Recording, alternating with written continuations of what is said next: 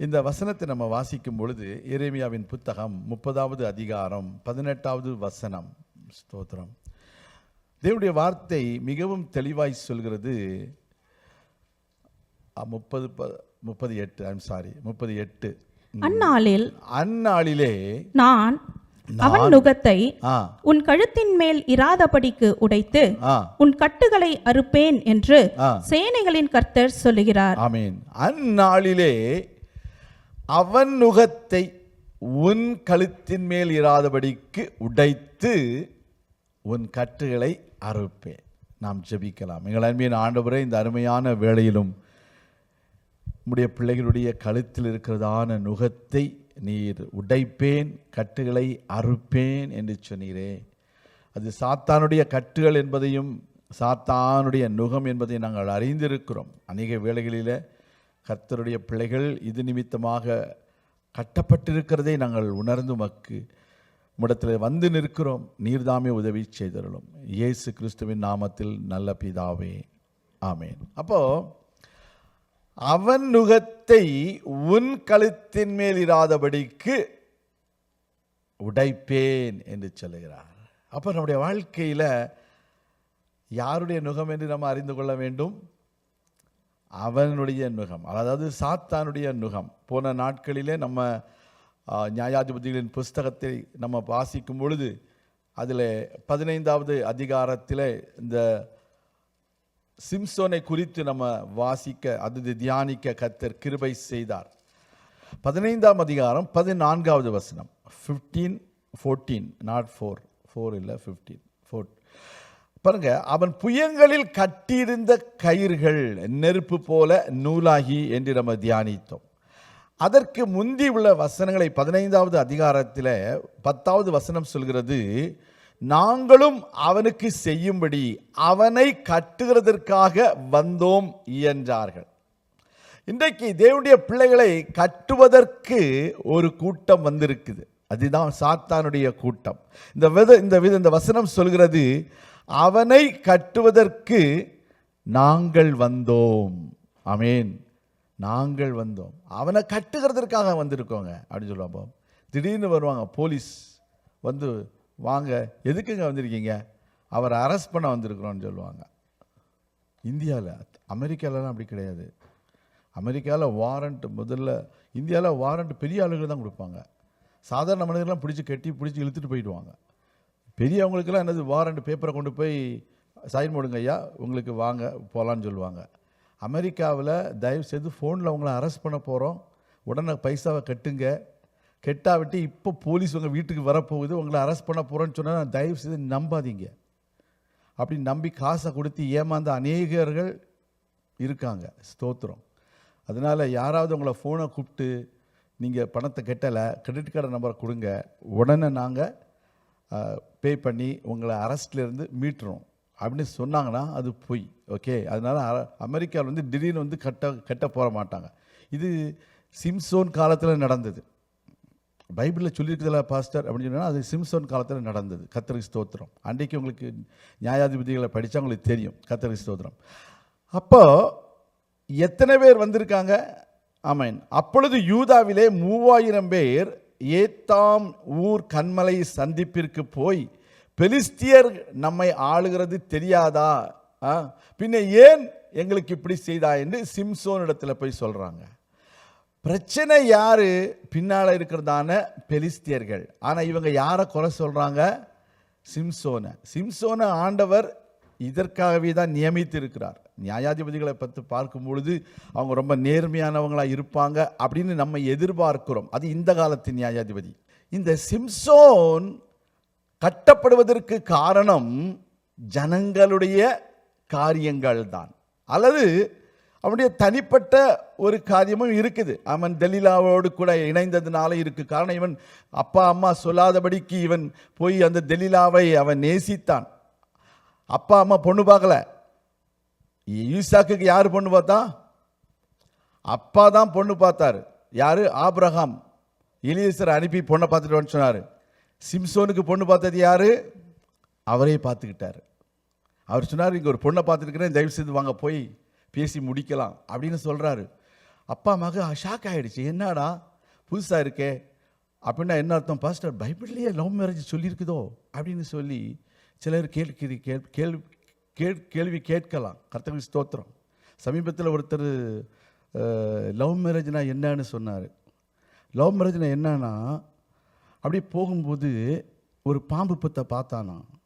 பாம்பு புத்தை பார்த்த உடனே மகுடிய ஊதி அந்த பாம்பை வெளியில் வர வச்சானா. அந்த பாம்பு இவனை கடிச்சுதான். இதுதான் லவ் மேரேஜான்.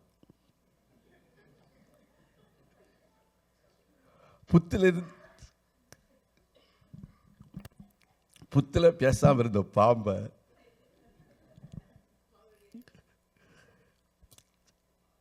சொல்லுங்க மகுடிய ஊதி அதை வெளியில வர வச்சு கடிவாங்கி சிம்சுரா தான் பண்ணான். கர்த்தருடைய பிள்ளைகளை நம்மலாம் அப்படி இல்லை. கர்த்தருக்கு ஸ்தோத்திரம். நம்மலாம் அப்பா அம்மா பார்த்து கல்யாணத்தன்னைக்கு தான் ஒரு ஸ்ட்ரேஞ்ச் ஸ்னேக்கை கல்யாணம் பண்ணியிருக்கிறோம்.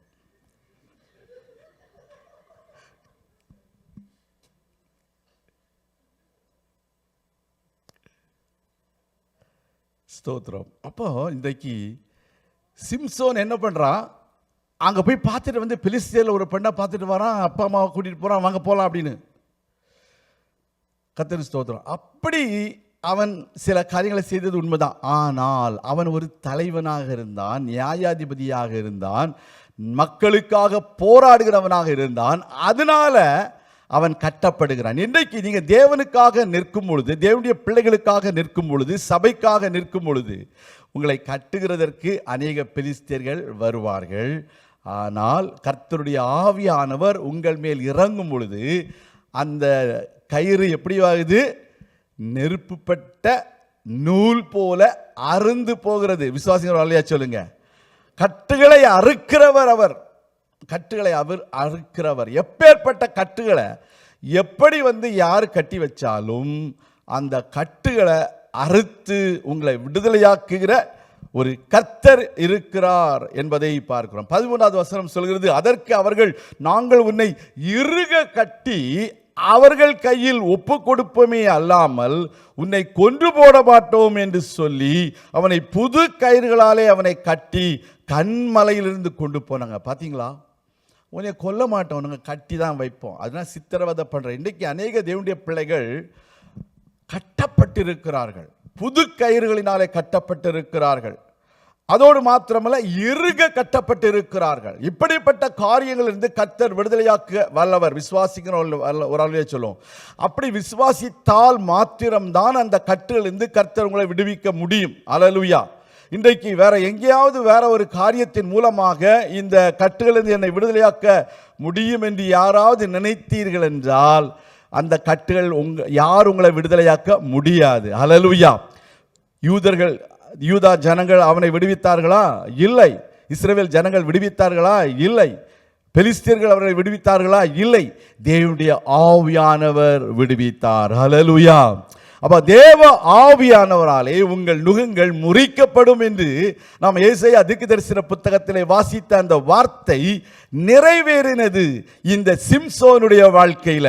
இன்றைக்கு உங்க வாழ்க்கையில யார் உங்களை இறுக கட்டினாலும், புது கயிறுகளினாலே, அதாவது எளிதாக அறுக்கப்பட முடியாத கட்டுகளினாலே உங்களை கட்டி வைத்தாலும், புது புது பிரச்சனைகள் உங்களை கட்டி வைத்தாலும், புதிய மனிதர்கள் கூட்டமாக உங்களை கட்டி வைத்தாலும், தேவனுடைய பிள்ளைகளாகிய உங்களுடைய கட்டுகளை அறுக்கிற ஆவியானவர் இந்த நாளிலே நம்மத்திலே உலாவி கொண்டிருக்கிறார். அல்லேலூயா. ஆவியானவர் அவன் மேல் இறங்கினபடியினால் என்று வேதம் சொல்கிறது. அப்ப இன்றைக்கு ஆவியானவர் இல்லாமல் விடுதலை இல்லை. விசுவாசிக்கிறோம் இல்லையா சொல்லுங்க. ஆண்டவருடைய பிள்ளைகள் ஆவியானவருக்கு தங்களை ஒப்பு கொடுக்கும் பொழுது அந்த ஆவியானவர் நம்மேல் இறங்குகிறார், அவர் கட்டுகளை அறுக்கிறார் என்பதுதான் உண்மை. அப்படின்னா என்ன அர்த்தம்? கட்டுகளை அறுப்பதற்கு கத்தி தேவையில்லை, கட்டுகளை அறுப்பதற்கு ஏதோ ஒரு உபகரணம் நமக்கு தேவையில்லை.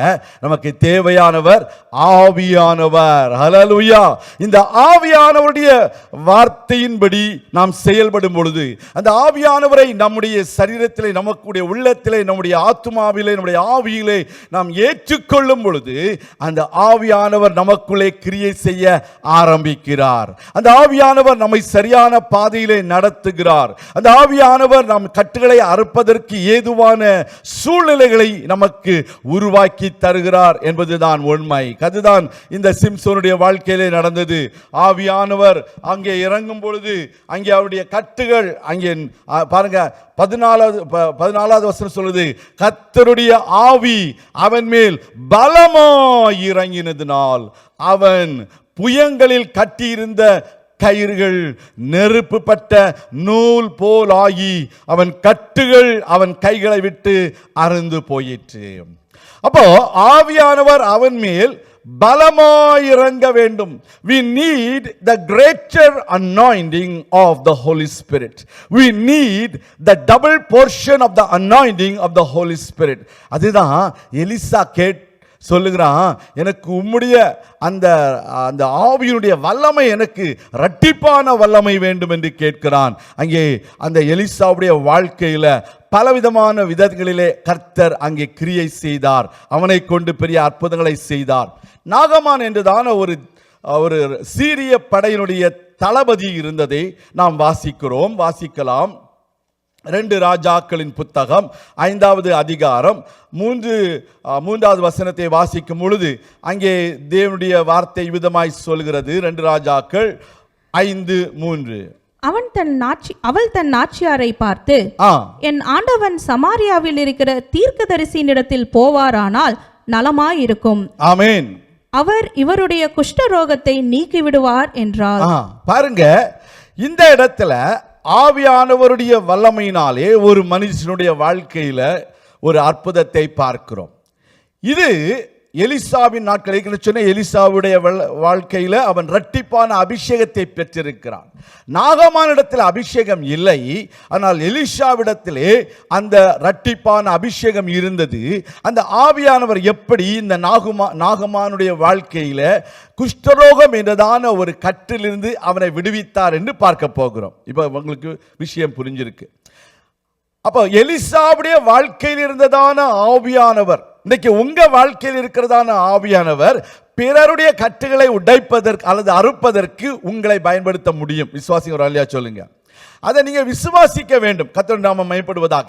அப்ப இந்த இடத்துல ஒரு அடிமை பெண் ஒருத்தி இருக்கிறாள். பணிவிடை செய்து கொண்டிருக்கிற ஒரு அடிமை பெண். அவள் எங்கிருந்து வந்திருக்கிறாள்? அவள் இஸ்ரவேல் தேசத்திலிருந்து ஒரு அடிமை பெண்ணாக ஒரு வீட்டுக்கு, அதாவது சீரிய தளபதி ஆகிய நாகமான் வீட்டிலே பணிவிடை செய்யும்படியாக கொண்டு வரப்பட்டிருக்கிறாள். அவளுக்கு என்ன வயது என்று தெரியாது. எப்படி என்றாலும் அவள் 12 வயது தாண்டி இருக்க வேண்டும். அவள் தன் நாச்சியாரை பார்த்து என்ன சொல்லுகிறாள்? என் ஆண்டவன் சமாரியாவில் இருக்கிற தீர்க்கதரிசியினிடத்திலே போவாரானால் நலமாயிருக்கும் என்று சொல்கிறார். இப்ப 2 விதமான ராஜ்யங்களை பார்க்க போறோம். ஒன்று சீரியாவின் ராஜா, இன்னொன்று இஸ்ரவேலின் ராஜா. இந்த 2 ராஜாக்களுக்கும் ஒரு நாளும் ஒத்து போகாது. இஸ்ரவேலின் ராஜா எங்க இருக்காரு? சமாரியாவை தலைநகரமாக கொண்டிருக்கிறார். அந்த சமாரியாவுக்கு முன்பதாக இன்னொரு தலைநகரம் இருந்தது. என்ன தலைநகரம்? என்ன தலைநகரத்து பேரு? பெத்சா, நினைவே. அப்போ இந்த இடங்களை நீங்க கொஞ்சம் ராஜாக்கள் படிச்சவங்களாம் தெரியும். ராஜாக்கள் படிச்சிருக்கீங்களா? நாங்கள் ராஜாக்களை பார்த்துருக்குறோம் பாஸ்டர். நீங்கள் தான் 1க்கு 2 ராஜா வச்சுருக்கீங்க, நாங்கள் பார்த்துருக்குறோம், ஆனால் படித்ததில்லை அப்படின்னு சிலர் சொல்லுவீங்க. சிலர் நல்லா கரைச்சி குடிச்சிருக்கிறீங்க. கர்த்தர் உங்களை ஆசீர்வதிப்பார். அப்போ கர்த்தருடைய பிள்ளைகளே, இந்த இடத்துல அவள் சொல்லுகிறாள், இந்த சமாரியாவில், அதாவது இஸ்ரவேலில் ஒரு தீர்க்கதரிசி இருக்காரு. அந்த தீர்க்கதரிசி இடத்துல என்னுடைய ஆண்டவனாகிய நாகமான் போனால் அங்க சுஸ்தமாயிருவாரு அப்படின்னு சொல்றாரு. அப்போ ஒரு தளபதிக்கு குஷ்டரோகத்திலிருந்து விடுதலை கொடுக்க யாராலும் முடியலை. அவன் பெரிய ராஜா, உடைய அரண்மனையில் தளபதியாக இருக்கிறான், சீரியாவின் படை தளபதியாக இருக்கிறான். எப்படி இருந்தாலும் அவனுக்கு என்ன இல்லை? ஒரு விடுதலை இல்லை. அவனுக்கு என்ன இல்லை? குஷ்டரோகம் என்றதான ஒரு வியாதி இருக்கிறது. அந்த காலத்தில் குஷ்டரோகம் என்று சொன்னாலே அது தீட்டு. குஷ்டரோகம் யாருக்காவது இருக்குமானால் அவர்கள் என்ன சொல்லணும்? தீட்டு தீட்டு தீட்டுன்னு சத்தம் போட்டுட்டே வரணும். அன்கிளீன் அன்கிளீன் அன்கிளீன்னு சொல்லிட்டே வருவாங்க. வரும்போது எல்லாரும் விலகி போயிடுவாங்க, யாரும் கிட்ட வர மாட்டாங்க. அப்படிப்பட்டதான ஒரு நாட்கள். இவன் ராஜாவுடைய அவன் நான் நினைக்கிறேன் இவனுக்கு இடையில தான் இந்த குஷ்டரோகம் வந்திருக்க வேண்டும். ஆரம்பத்தில் குஷ்டரோகம் இருந்திருந்தா இவன் அந்த படை தளபதியாக வந்திருக்க முடியாது. அப்போ இவன் இடையில இவனுக்கு இந்த குஷ்டரோகம் ஏற்பட்டதுனால அதை குஷ்டரோகம் என்று அவர்கள் அறிந்திருக்க மாட்டார்கள். அதை ஏதோ ஒரு ஸ்கின் டிசீஸ், லுக்கோடமா அப்படின்னு நினைச்சிட்டு அப்படியே இருந்திருப்பாங்க. அந்த வேளையில இந்த இடத்துல சொல்லப்படுகிறது, இந்த பெண் சொல்லுகிறாள், அங்க ஒரு எலிசான்னு சொல்ல ஒரு தீர்க்கதரிசி இருக்காரு, அங்க போகணும் அப்படின்னு சொன்ன உடனே நாகமான் நேரடியா போறாரு. என்ன சீரியாவின் ராஜாவிடத்தில் போய் கேட்குறாரு, எனக்கு ஒரு ரெஃபரல் லெட்டர் வேணும் அப்படின்னு. உங்களுக்கு தெரியும் தானே, பிரைமரி கேர் ஃபிசிஷியன்றது ரெஃபரல் லெட்டர் கொடுத்தாதான் ஸ்பெஷலிஸ்ட் உங்களை பார்ப்பார் இல்லையா? புரிஞ்சுதா உங்களுக்கு? இதெல்லாம் ப்ராக்டிக்கலா. ஓகே, இவர் லெட்டரை வாங்கிட்டு போறாரு. எங்க போறாரு? இஸ்ரவேல் ராஜாவுக்கு போறாரு. சீரிய ராஜா உடனடியா, இது நம்ம தளபதி, இவருக்கு செய்யாம நம்ம வேற யாருக்கு செய்ய போறோம் அப்படின்னு என்ன செய்கிறாரு? ராஜா சொல்றாரு, நல்லது போகலாம், இஸ்ரவேல் ராஜாவுக்கு நான் நிருபம் தருகிறேன். அதான் ரெஃபரல் லெட்டர். கொண்டு போறார். தன் கையில 10 தாலந்து வெள்ளி, 6000 சேக்கல் பொன்னு, 10 மாற்று வஸ்திரங்கள் எல்லாவற்றையும் அவன் எடுத்து கொண்டு போகிறதை நாம் இந்த இடத்துல பார்க்கிறோம். இஸ்ரவேலின் ராஜாவிடத்துல அந்த நிருபத்தை கொடுக்கிறான். இஸ்ரவேல் ராஜா அந்த நிருபத்தை ஊழியக்காரனாகிய நாகமான் கொண்டு வந்ததை நீர் குஷ்டரோகத்தை நீக்க வேண்டும் என்று அந்த காரியத்தை சொல்கிறதை அதில் எழுதியிருக்கிறது பார்க்குறான். பார்த்த உடனே இஸ்ரவேல் ராஜாவுக்கு ஒரு தோணுது, இவன் சண்டைக்கு வந்துட்டான், மறுபடியும் சண்டைக்கு வந்துட்டான். நம்ம அப்படி தானே நினைப்போம். நம்ம எதிராளி நமக்கு ஏதாவது ஒரு சமாதான கடிதம் எழுதி கொடுத்தோம்னா, இவன் ஏதோ பிரச்சனை தான் பண்ணி இமெயில் அனுப்பியிருக்கிறான், அந்த இமெயிலை நான் இன்னும் ஓப்பன் பண்ணலை, அந்த மெசேஜ் நான் இன்னும் ஓப்பன் பண்ணலை, பண்ணினா அவனுக்கு தெரிஞ்சிடும், அதனால் இன்னும் ஓப்பன் பண்ணலை அப்படின்னு தானே நம்ம நினைப்போம். நீங்களாம் நினைக்க மாட்டீங்க. ரொம்ப நல்லவங்க, கர்த்தர் ஆசீர்வதிப்பார். அப்படி தான் இருக்கணும், அப்படி தான் நல்லவங்களாக தான் இருக்கணும். ஆமென். அப்போ இவன் நிருபத்தை பார்த்த உடனே அவன் கேட்குறான், ராஜா சொல்கிறான், அவன் என்னன்னா அவன் தன்னுடைய தலையை பிச்சுக்கிட்டான் அப்படின்னு சொல்லலாம். வஸ்திரத்தை கிழித்து கொண்டான். தலையை மாத்திரம் இல்ல, வஸ்திரத்தை கிழித்து கொண்டான். வாசிக்குமா? இஸ்ரவேலின் ராஜா தன் வஸ்திரம் இஸ்ரவேலின் ராஜா அந்த நிருபத்தை வாசித்த போது அவன் தன் வஸ்திரங்களை கிழித்துக் கொண்டான். ராஜா வஸ்திரங்களை கிழித்துக் கொள்ளுகிற அளவிற்கு அந்த நிருபம் அவனுடைய வாழ்க்கையில என்ன செய்திருக்குது? கிரியை செய்திருக்குது. அந்த நிருபம் என்னன்னு இவனுக்கு தெரியல, இவன் என்ன விஷயமா வந்து தெரியல. இன்னைக்கு பாருங்க, நம்ம ஊர்ல இந்தியாவில் அந்த காலத்துலலாம் ஏதாவது ஒரு தகவல் தெரிவிக்கணும்னா ஸ்டார்ட் இம்மீடியட்லி அப்படின்னு ஒரு டெலகிராம் கொடுப்பாங்க. என்ன கொடுப்பாங்க? Start immediately. பாட்டோடனே பையன் நினச்சிடுவான், ஐயோ ஏதோ அப்பா அம்மாவுக்கு ஏதோ ஆகி போயிடுச்சோ அப்படின்னு நினச்சிடுவாங்க. ஆனால் அவனுக்கு தெரியாது அங்கே பொன் வீட்டார் வெயிட் பண்ணிட்டு இருக்கிறாங்கன்னு. இன்னைக்கு என்ன கல்யாண பேச்சா இருக்குது பாஸ்டர் அப்படின்னு நினைக்கிறீங்க? எல்லாம் ஆண்டவர் சொல்கிறதா. கர்த்தருக்கு ஸ்தோத்திரம். ஸ்டார்ட் இமீடியட்லி சொன்ன உடனே பையன் உடனே போய் ஃப்ளைட் புக் பண்ணி டக்குன்னு கிளம்பி போவார். ஊருக்கு போனால் கல்யாண கட்டுக்கு ஆள்கள் ரெடியாக இருப்பாங்க. என்னது? காலில் கட்டு போடுறதுக்கு. அப்படி தானே சொல்லுவாங்க. இவனை ஒரு காலில் ஒரு கட்டு போட்டால் இவன் அது வரைக்கும் அடங்கி இருப்பான். அது வரைக்கும் இன்னைக்கு நிறைய பேர் கட்டு போட இருக்கிற கத்தருக்குள்ள கட்டுகளை அறுப்பாராங்க.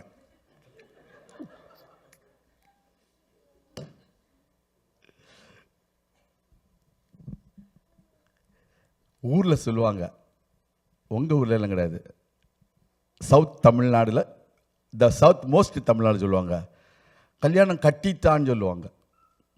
எப்படி? கல்யாணம் பண்ணித்தான்னு சொல்ல மாட்டாங்க. என்னது? கல்யாணம் கட்டியாச்சா அப்படின்னு தான் கேட்பாங்க. கேட்டிருக்கீங்களா? அப்படி கட்டினவங்களாம் கட்டிருக்கீங்களா? நாங்கள் கட்டவே இல்லை. கத்தருக்கு ஸ்தோத்திரம். அப்போ ஸ்டார்ட் இமிடியேட்லி சொன்னோன்னா டக்குன்னு அவனுக்கு ஷாக் ஆயிரும். என்னடா ஆயிடுச்சு வீட்டில்? அப்போ ஃபோனும் கிடையாது, வீட்லேயும் ஃபோன் இருக்காது, செல்ஃபோன் கிடையாது, வாட்ஸ்அப் கிடையாது, ஒன்றுமே கிடையாது. ஸ்டார்ட் இமிடியேட்லி சொன்னால் டக்குன்னு ஃப்ளைட்டை புக் பண்ணி ட்ரெயினை புக் பண்ணி தடவுடனே அங்கே போய் நிற்பாங்கன்னா பார்த்தீங்கன்னா நாளைக்கு பெண் வீட்டுக்காரங்க வராங்க அப்படின்னு சொல்லிட்டு போய் சொன்ன உடனே தான் அவனுக்கு என்ன ஓஹோ இப்படிப்பட்ட கட்டு இருக்குது போல் வீட்டில் அப்படின்னு நினச்சிட்டு இருந்திருப்பான். ஸோ அதே மாதிரி அவன் என்ன செய்தியே என்னன்னு தெரியாமலே வஸ்திரத்தை அவன் கிழித்து கொண்டு அவன் சொல்கிறான், குஷ்டரோகத்தை சுகப்படுத்துவதற்கு நான் என்ன தெய்வமா அல்லது உயிரை கொல்லவும் உயிர்ப்பிக்கவும் நான் தேவனா? கொல்லவும் உயிர்ப்பிக்கவும் நான் தேவனா? இவன் என்னை விரோதிக்க சமயம் தேடுகிறான் என்பதை சிந்தித்து பாருங்கள் என்றான். பாத்தீங்களா, லெட்டர் சொல்லியிருக்கிறான். பாத்தியா, இவன் எதுக்கு தெரியுமா அந்த லெட்டர் அனுப்பியிருக்கிறான்? என்ன ஏதோ பிரச்சனைக்குள்ள மாட்ட போறான். குஷ்டரோகத்தை சுகப்படுத்துவதற்கு நான் என்ன மருத்துவரா, இல்லை நான் உயிரை கொல்லுவதற்கும் அந்த உயிரை உயிர்ப்பிப்பதற்கும் நான் என்ன தேவனா அப்படின்னு அவன் எல்லாத்தையும் சொல்லி குழம்பி போய் நிற்கிறான். இன்றைக்கு அநேக மக்கள் தங்களுடைய பக்கத்திலேயே ஒரு அபிஷேகம் பெற்ற தேவனுடைய மனுஷன் ஆகிய எலிசாவை வச்சுட்டு இவங்க குழம்புகிறவர்களாக இருக்கிறத பாருங்க. அவனை சிந்தித்து பாருங்கள் என்று சொல்கிறத பகிராது. ஒரு ஸ்டோரிக்குள்ள இன்னொரு ஸ்டோரி முக்கியமான ஸ்டோரியானது நாகமான் ஸ்டோரி தான். ஆனால் அதுக்கு இடையில இன்னொரு ஸ்டோரி இருக்குது. யவீர் என்றதான அந்த ஜெப ஆலய தலைவனுடைய மகள், அவள் ஒரு மரண தருவாயில் இருக்கிறாள். அவளை சுகப்படுத்த தான் இயேசு போறாரு. அதுக்கிடையில் இன்னொரு ஸ்டோரி வந்துடுது, அதை அப்புறம் பார்க்க போறோம். ஓகே, அப்போ இந்த இடத்துல ரெஃபரல் லெட்டர் கொடுக்குறான். ரெஃபரல் லெட்டர் கூட பாருங்க யாருக்கு கொடுக்குறான்? நேரடியாக எலிசாக்கு கொடுக்கல, ராஜாவுக்கு கொடுக்குறான். ஏன் தெரியுமா? ராஜா ராஜாவோட தான் பேசணும். ராஜா அந்த இடத்துல உள்ள சாதாரண குடிமக்களிடத்தில் பேச மாட்டார். அது அவருடைய அந்தஸ்து. அதோடு மாத்திரமல்ல, உங்கள் தேசத்தில் ஒரு குடிமகனை நீங்கள் சந்திக்க வேண்டும் என்றால் அந்த தேசத்தினுடைய அதிகாரிகளுக்கு தான் நம்ம என்ன செய்யணும்? கொடுக்கணும். Proper channel. நம்ம இந்தியாவிலலாம் ப்ராப்பர் சேனல், இங்கெல்லாம் ப்ராப்பர் சேனல் இருக்கான்னு தெரியல. இங்கே தான் சேனல் கிடையாது, இல்லை எதுவுமே. கர்த்தருக்கு ஸ்தோத்திரம். இங்கே எல்லாமே பைபாஸ் பண்ணிடுவாங்க. அப்போ இந்த ப்ராப்பர் சேனலோட போகிறான். ராஜாவிடத்தில் போகிறான். இதை கொஞ்சம் யோசித்து பாருங்க. இப்போ இந்த இடத்துல ஒரு காரியம் நடக்குதுன்னா அதை ப்ராப்பர் சேனலாக போனால் தான் என்னுடைய நல்லது அப்படின்னு அது இந்த வசனம் கிளீனாக சொல்லுது வசனம். அப்போ நிருபத்தை அவன் அனுப்புகிறான். அந்த வேளையில் அந்த இஸ்ரவேல் ராஜா சொல்லுறான், நான் என்ன தேவனா என்று சொல்லுகிறான். அப்படின்னா என்ன அர்த்தம்? தேவன் ஒருவரால் மாத்திரம்தான் ஒரு மனுஷனுடைய ஒரு மனுஷனுக்கு சுகத்தை கொடுக்க முடியும். விசுவாசிக்கிறோம் இல்லையா சொல்லுங்க. ஒரு மனுஷனுக்கு ஜீவனை கொடுக்க முடியும், அவனை உயிர்ப்பிக்க முடியும் என்று அந்த ராஜா கூட அறிந்திருந்ததை நாம் பார்க்கிறோம். அதோடு மாத்திரமல்ல, அடுத்ததாக என்ன நடக்கிறது பாருங்க. அதை தீர்க்கதரிசி 8வது வசனம் சொல்கிறது, இஸ்ரவேலிலே ஒரு தீர்க்கதரிசி உண்டென்பதை அறிந்து கொள்ளட்டும் என்று ராஜாவுக்கு சொல்லி அனுப்பினான். அப்ப ராஜா சொல்லுகிறது என்ன? இஸ்ரவேலில் ஒரு தீர்க்கதரிசி இருக்கிறான்ப்பா, அவன் தான் இதை சுகப்படுத்த முடியும். கர்த்தருடைய பிள்ளைகளே, அப்ப அந்த தீர்க்கதரிசி யாரு? அபிஷேகம் பெற்ற, இரட்டிப்பான அபிஷேகம் பெற்ற அந்த எலிஷா என்பதை நாம் அறிந்து கொள்ள வேண்டும். அதற்கு நாகமான் என்ன சொல்லுகிறான்? போறான். அப்பொழுது எலிசா என்ன செய்கிறான்? நாகமான் எங்க போகிறான்? குதிரைகளோடும் ரதத்தோடும் எலிசாவின் வாசற்படியில் நிற்கிறான். அப்பொழுது எலிசா அவனிடத்தில் ஆள் அனுப்பி, நீ போ யோர்தான் இடத்துல 7 தரம் ஸ்நானம் பண்ணு, அப்பொழுது உன் மாம்சம் மாறி நீ சுத்தமாவாய் என்று சொன்னான். பாருங்க, இந்த இடத்துல உடனடியாக இந்த எலிசா என்ன சொல்லுகிறாரு? நாகமான் இடத்துல. நாகமான் தனியா வரல, குதிரைகளோடு நிற்கிறாரு, ரதங்களோடு நிற்கிறாரு. யார் வீட்டுக்கு? எலிசா வீட்டுக்கு. எலிசா என்ன சாதாரண ஒரு மனிதன், அவர் ஒரு சாதாரண ஒரு தீர்க்கதரிசி, ஒரு சாதாரண குடிமகன். அவங்க வீட்டுக்கு நிற்குது. என்ன நிற்குது? ரதங்கள், குதிரைகள் எல்லாம் நிற்குது. அந்த உடனே இந்த நாகமான் நினைச்சிட்டாரு. இந்த கீழே வசனத்தை வாசிப்போம். 11வது வசனத்தை வாசிக்கும் பொழுது, நீ கர்த்தருடைய நாமத்தை தொழுது தன் கையினாலே அந்த இடத்தை தடவி இவ்விதமாய் குஷ்டரோகத்தை நீக்கி விடுவான் என்று தனக்குள் அவன் நினைத்திருந்தான். அப்போ நம்ம வாழ்க்கையில கட்டுகள் இப்படித்தான் அறுக்கப்பட வேண்டும் என்பது ஒரு ஃபார்முலா நம்ம வச்சிருக்கிறோம். இதுதான் கட்டுகளை அறுக்க வேண்டிய விதம் அப்படின்னு. அப்படிதான் இவன் நினைச்சுக்கிட்டான். என்னது? கர்த்தருடைய நாமத்தை நீ தொழுது கொள்ளு, நான் அப்போ அவன் என் கையினால் அவனை தடவுவேன், அப்போ சுகமாயிரும் அப்படின்னு அவன் நினச்சிக்கிட்டான். கர்த்தருடைய பிள்ளைகளே, கர்த்தருடைய அற்புதம் செய்கிற விதமே வித்தியாசமாக இருக்கும். ஒரு முறை கர்த்தர் சொல்கிறாரு, ஆண்டவராய் இயேசு கிறிஸ்து சொல்கிறார், நீ பார்வை அடைவாயாக என்று சொல்கிறார். அவன் பார்வை அடைகிறான். இன்னொரு குருடனிடத்தில் ஆண்டவராய் இயேசு கிறிஸ்து சொல்கிறார், என்ன செய்கிறாரு? அவர் உமிழ்ந்து சேற்றை உண்டாக்கி கண்களில் பூசி போய் எந்த குளத்தில் போய் கழுவ சொன்னாரு? சிலுவம் தானா? பெதஸ்தா குளம் இல்லை தானே? கரெக்டா? பாருங்க, அட்லாண்டா தமிழ் சர்ச்னால ரொம்ப கிளியரா தெளிவா இருக்கிறீங்க. கர்த்தர் உங்களை ஆசீர்வதிப்பார். அப்போ அந்த சிலுவம் குளத்தில் போய் கழுவ சொன்னார். சிலுவம் கண் மருத்துவமனை இருக்கு தெரியுமா உங்களுக்கு? எங்க இருக்குது தெரியுமா? ஆமா, போய் கண்டுபிடிங்க, திருச்சியில் இருக்குது. கர்த்தருக்கு ஸ்தோத்திரம். அப்போ அந்த இடத்துல கழுவ சொல்லுகிறார். அப்படின்னா வித்தியாச விதமாக கர்த்தர் கிரியை செய்து அற்புதம் செய்கிறவர். எனவே அவங்கள போல எனக்கு நடக்கணும்னு நீ எதிர்பார்க்காதீங்க. கர்த்தர் உங்களை வித்தியாச விதமாக நடத்தி உங்களை அற்புதம் செய்வார். கர்த்தருக்கு நாம மகிமைப்படுவதாக. இவன் போய் 7 முறை அங்கே மூழ்க சொல்கிறான். அப்படின்னா என்ன அர்த்தம்? 7னா என்னது? பரிபூரணம். ஞான ஸ்நானம் எடுத்துக்கோ, அப்போதான் நீ சுத்தமாவாயின்னு சொல்றாரு. ஒரு அழியா சொல்லுங்க, புரிஞ்சவங்கெல்லாம் ஒரு அழியா சொல்லுங்க. அப்போ உன் மாமிசம் மாறி நீ சுத்தமாவாய், உன்னுடைய அழுக்குகள் மாறும், நீ எல்லாவற்றிலும் சுத்தமடைய வேண்டும் என்றால் 7 தரம் என்ன செய்யணும்? ஞான ஸ்நானம் பண்ணு அப்படின்னு சொல்றாரு. அந்த ஞானம் என்பது இல்லை, அதில் ஞானம் இருக்கிறவங்களுக்கு ஸ்நானம் பண்ணாலே ஆட்டோமேட்டிக்காக சுகமாயிரும். ஒரு அழியா சொல்லுவோம். கர்த்தர் நல்லவர். அப்படி அவன் சுகமடைகிறான், அற்புதம் நடைபெறுகிறது. அப்போ அவனுடைய கட்டுகள் உடைக்கப்பட யாரு காரணமாக இருந்தாங்க? ஒரு தேவனுடைய மனுஷன். பாருங்க, 14வது வசனம் சொல்லுது, தேவனுடைய மனுஷன் வார்த்தையின்படியே அவன் இறங்கி யோர்தானில் 7 தரம் முழுகின பொழுது அவன் மாம்சம் ஒரு சிறு பிள்ளையின் மாம்சத்தை போல் மாறி அவன் சுத்தமானான். கரங்களை தட்டி ஒரு அல்லையா சொல்லுவோமா? அல்லேலூயா. இன்றைக்கு நம்முடைய வாழ்க்கையில எல்லா சூழ்நிலையிலும் யாராலும் சுகப்படுத்த முடியாத வியாதிகளை, யாராலும் கண்டுபிடிக்க முடியாத வியாதிகளை நம்முடைய தேவ ஆவியானவர் சுகப்படுத்த வல்லவர் என்பதை விசுவாசித்து அந்த கட்டுகளை அறுக்கிற ஆவியானவரை நம்ம ஏற்றுக்கொள்ள வேண்டும். கர்த்தருடைய நாம மகிமைப்படுவதாக. அதோடு மாத்திரம் அருமையான தேவனுடைய பிள்ளைகளே, நம்முடைய கட்டுகளை அறுக்கிற ஒரு தேவன் இருக்கிறார்.